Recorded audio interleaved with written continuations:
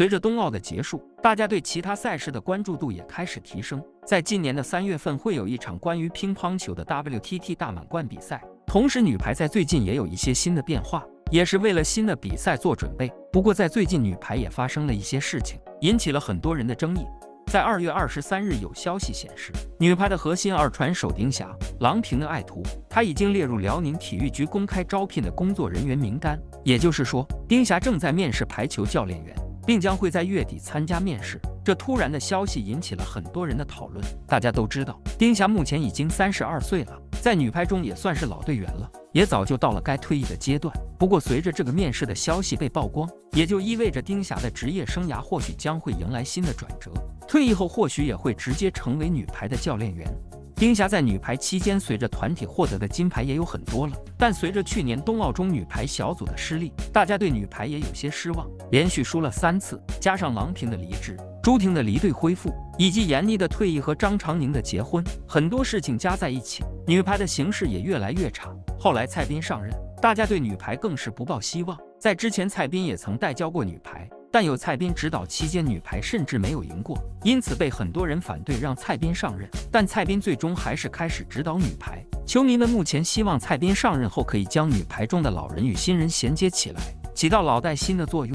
而在最近，丁霞官宣或将离开女排当选教练的消息也被大家看见。丁霞在队内属于二传手，和朱婷、李盈莹等人的衔接也做得很好。但在下午13点时官宣之后，部分球迷却在因为丁霞的离开而欢呼。那么当时发生什么了呢？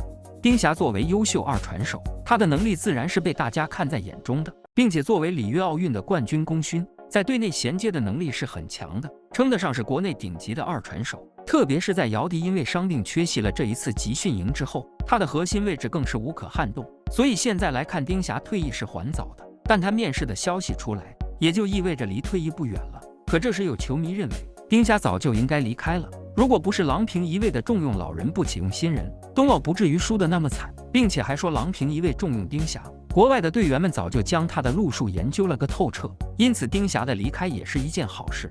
还有人认为丁霞走了是明智之举，这样女排就可以大力培养年轻人，创建并且培养新的打法，应该把更多的机会让给年轻人。但很明显，目前丁霞作为队内的二传手，能力很强，暂时还没有宣布退役，而朱婷以及李盈莹都不能缺少。如果换成新人来的话，会培养很长时间才会有所成就，因此现在培养新人并不现实。要培养新人，那就要做好女排输很多次的准备。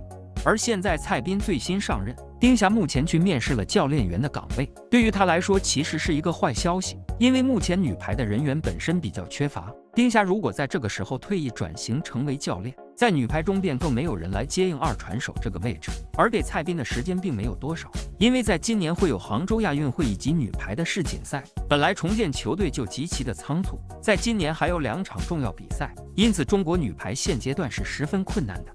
而现在丁霞的去向也引起了很多人的担心。目前蔡斌上任的时间不长，对女排主力队员们的实力都不了解，会不会在这2场比赛中有新的突破，都还很难说。希望能给大家一个惊喜吧。关注杂酱体育圈，随时了解最新资讯。我们下期再见。